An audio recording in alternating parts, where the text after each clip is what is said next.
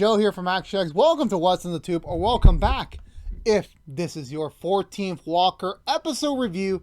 We're in the bonus 5, ladies and gentlemen, the bonus 5, because for some reason, I don't have a feeling we're getting into like super big territory right now in terms of like, okay, before I continue, I have not watched the promo for next week because, so what happened was that this episode review is delayed was because, my work, my place of business, decided to change some hours for me, and I worked late.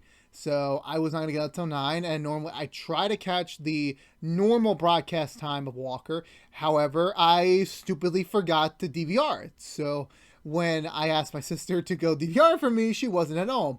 Neither was my mother, and my father didn't know how to work the DVR. So I had no one to help to do it. So I watched on the CW app this morning before I went to work. And yeah, so there we go. So I apologize. Next week we should be back to normal with our normal day-to-day week-to-week operations here. But with that being said, this week on Walker, this definitely felt like it is exactly what I said from last week's review, where this definitely feels like season 1 story, but not season 1 story. This definitely felt like this was being written as like, we are now starting to see the ramifications of the overall story for season 1. For me, mostly focused on, in terms of like the conflicts, which was solving Emily's murder and then also dealing with the past that Walker had to do while he was away. Those two storylines have mostly now been wrapped up. We are now in this territory where like now we're going to focus on the characters and how are they going to react to these new chain of events that have occurred. As this is the first time where there is no conflict here. There's nothing on the horizon to suggest, hey, we have this big issue coming up. No, we're not getting that. At the moment, at least. We're seeing the characters just be themselves and actually having these human connections. And I really love this episode since, okay, don't get me wrong, I love conflict as much as the next person, but this episode didn't really get that. We got to the core of these people, every character, to where they are right now at this stage of the story. Which is why I'm hopeful that these next 5 episodes will be, well, now, next 4 episodes, will only focus on, hey, this is what the characters are dealing with inside their heads and inside their minds. And we're going to see as that progresses. So I was a really big fan of this episode. I really am. Also, if you hear any music in the background, there's a party going on in my neighborhood that I was not invited to. Thank God, because I'm tired as hell. But so I apologize if you hear any sort of background noises or whatever. So with that being said, let's go for the butchered recap and talk about this week's episode of Walker. A little bit delayed. So we begin in immediately after. Well, I think the day after everything happened with the shootout, the hostage situation, and sadly Hoyt's death. Everyone's kind of in just this recovery mode. The family's got to stay together. They've been divided for too long. Now it's time to stay together, regroup, and then just assess the damage that they've taken. And now they have to learn how to move forward with it. So Walker and Grandpa Walker are currently fixing up the place, removing all the police scene leftovers, and trying to get the ranch back to normal. You know, they got to go back to normal eventually. Liam's currently in bed rest, recovering from his bullet shot injury. The kids are now all over the place since they lost their Uncle Hoyt. Mickey's going for partner withdrawal since, of course, obviously from last week, Walker needs to take a break from being a Texas Ranger so he can now fully step back and be a family man. This is something he should have done when Emily passed away, but he didn't. He handled his grief differently. This time around, he's grown, he's mature. He's got to stay by his family and make sure that they're all right and that they're able to move forward as a family and process all this together. So I believe at some point Jerry comes in. I think she comes in around this scene, I believe. So she's here pretty early on. She arrives and Walker and her already like putting aside their confused feelings for each other. They're focused on, hey, look, Hoyt's sadly gone and we need to finish off his final arrangements as she's come bearing his final will and testament on a freaking beer coaster, which apparently says that before he passed away, he bought some land. However, the land transferring process was not completed in time because he died. So he lost the rights to the land. So they have to go there and kind of like finish up some final arrangements he's left over in his passing, with the kids included, since they need to do something this week. Stella's still going for some withdrawal over Trevor's now. I don't know where Trevor went. I don't know if he was put in foster care or he's been taken to juvie. I really don't know where they're at.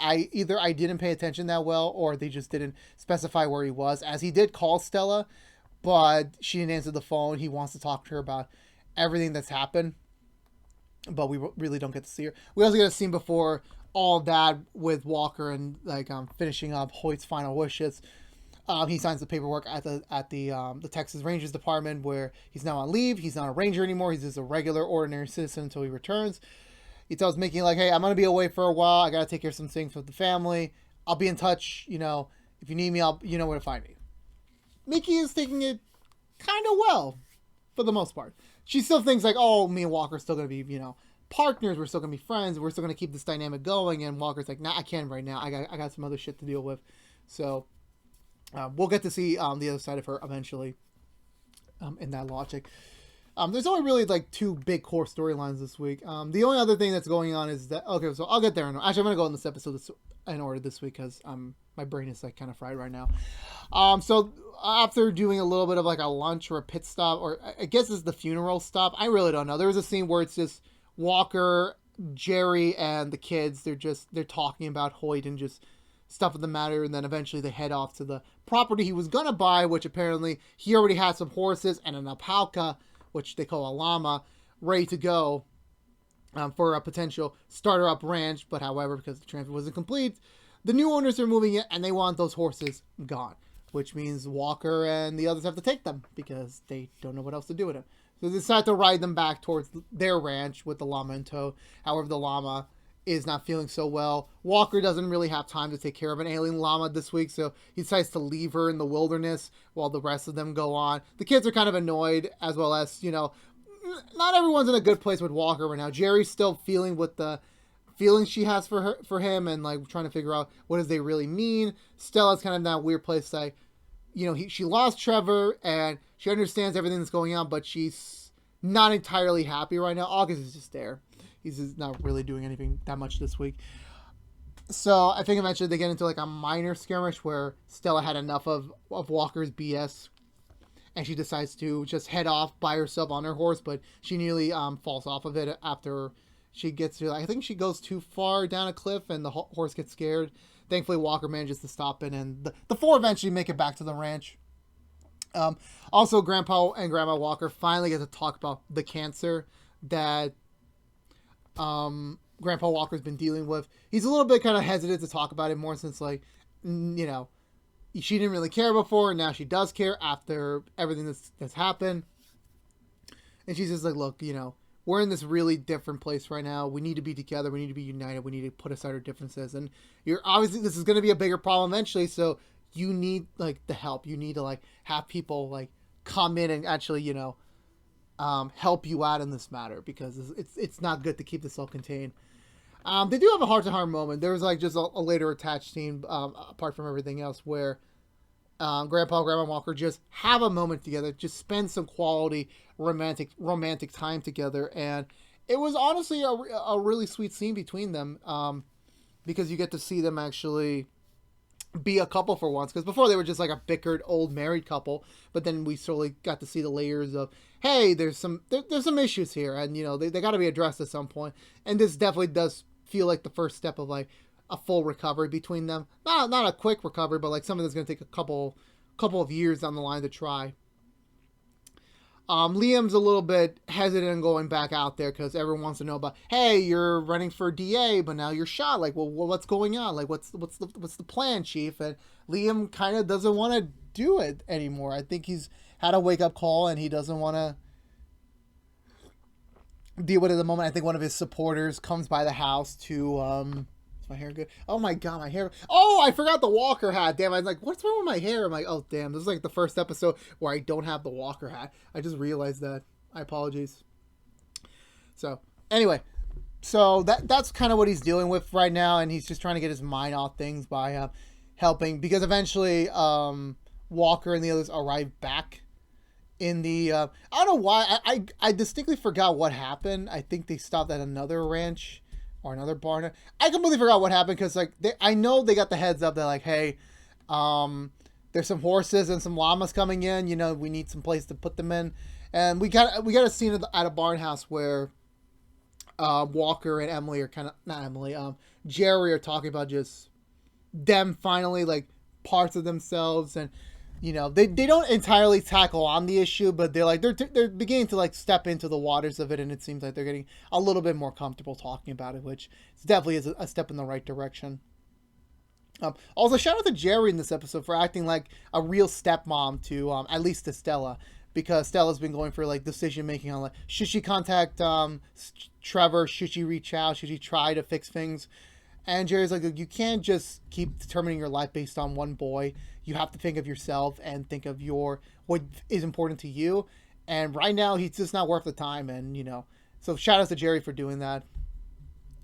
Meanwhile, Mickey's kind of like just ready to have like a normal, peaceful day with her boyfriend, which I forgot the name of again because this has been a long week for me. Captain James comes in not to get Mickey, but to get her boyfriend, since there was this missing person there's a missing persons case, which the last person to see him alive or to see him was her boyfriend. And he reveals that, yeah, he was getting some help somewhere, and he and him had an argument about some stuff, and I guess people assume like, oh, maybe there was a violent confrontation here, but no, it was just a random disagreement that someone must have misinterpreted, but he's more than happy to help out find this person. Mickey decides to tag along since she doesn't have a partner right now, so she heads along with them. They figure out some stuff about him. He's been hit with some hard times. I think he's living with his wife or his mother. I forgot which one it was.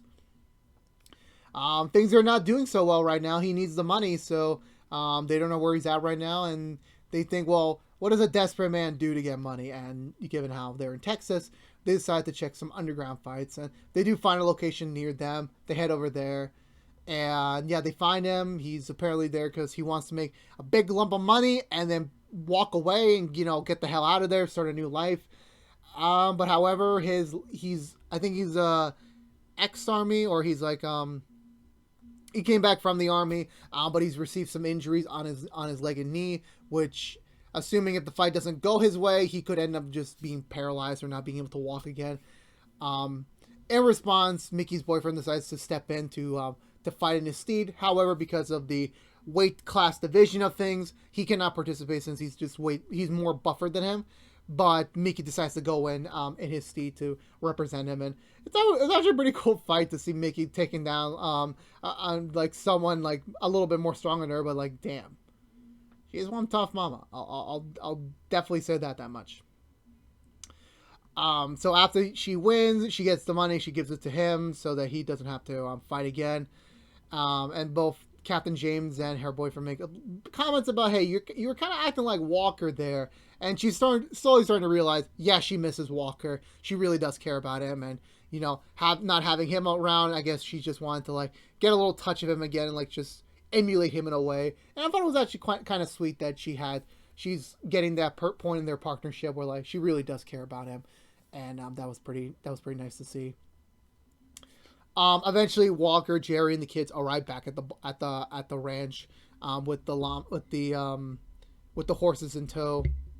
Also, yeah, I remember the reason why they were delayed was that Walker had a change of heart, and he rode back with his horse to go get the llama. Which the reason why it was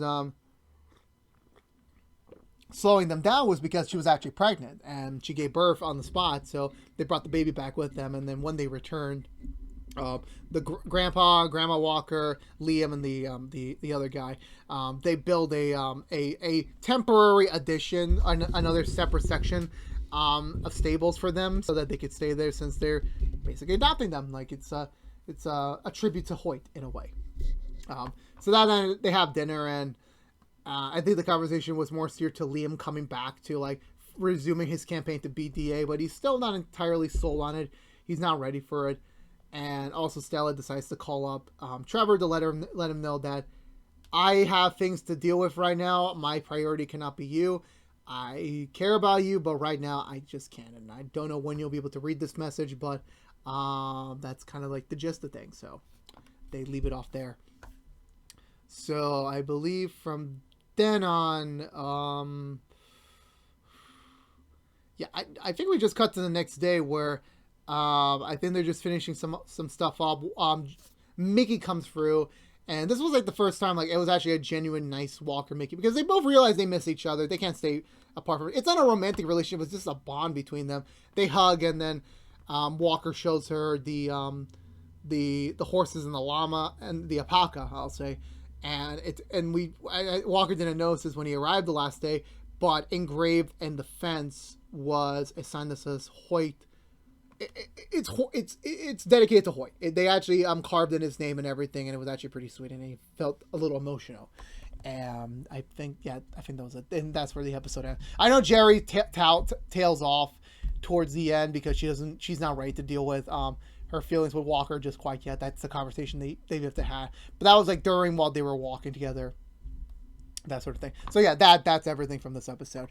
So for me, I really love this episode. I love the human connection. This was a very tamed episode in terms of conflict, but hey, I'm all for it. It was nice to sit down and analyze the characters now in this, post everything that happens. It was nice to take a breath of fresh air and just focus on them, focus on their dynamics, and see pieces of what is going to come later on. And I really dig this episode. I really did. I love Walker Mickey's dynamic fully growing more. I can't wait to see what the next step is. Eventually, they're gonna have to tackle on Grandpa Walker's problem with cancer. Eventually, that's gonna be kind of like the priority that's next now, so they don't lose him either. And also, the music is getting very loud on my end. Jesus Christ. So, with that being said, I'm gonna give this episode 2 thumbs up. I really enjoyed it. Let me know in the comments below, what did you think of this week's episode of Walker? I'm always down for conversation below, so please shoot the comments, and I will respond. But I think that's going to do it for me this week, everyone. So if you're unaware, this has been What's on the Tube, reviewing every episode in the first season of Walker. If you want to know what we're doing overall on What's on the Tube, besides our Walker reviews, we are currently doing as well High School Musical, the series, season 2 episode reviews, each and every Saturday mornings, normally after a brand new episode. Snafu. That will be up tomorrow. Next week, we'll be back on our normal time slot. But if you don't care about Walker, you're in luck. We'll be back next week with another episode. Just to give you a heads up, remember, the season finale of Walker isn't until August 12th, so we're going to have a pretty big hiatus soon. So expect some quick impressions to come out in between then and there to fill up the gap. So next week, I think, is the last regular week episode, so get ready for that. But again, this has been What's the Tube from ActionX. So if you want to see more of us, please subscribe to ActionX on youtube.com/ActionX videos. If you want to see more of, to stay up to date, please ring that bell to stay up to date with any sort of new Walker reviews, which is up each and every Friday mornings, normally. Like, favorite, share this review. It's been a while, sorry guys. Like, favorite, share this review if you want to. It helps us get out there to other members of the Walker family who has yet to discover us. Helps us beat up that YouTube background that hates me ever so much, and as well as sharing as always for free on the internet. Follow us on social media, including our upcoming Instagram channel that will be starting up next Monday, so stay tuned for that. The link will be posted there. But until then, stay safe out there. Be good to each other, all you members of the Walker family. I'll see you all next week. But until then, be good to each other, and as always, peace out.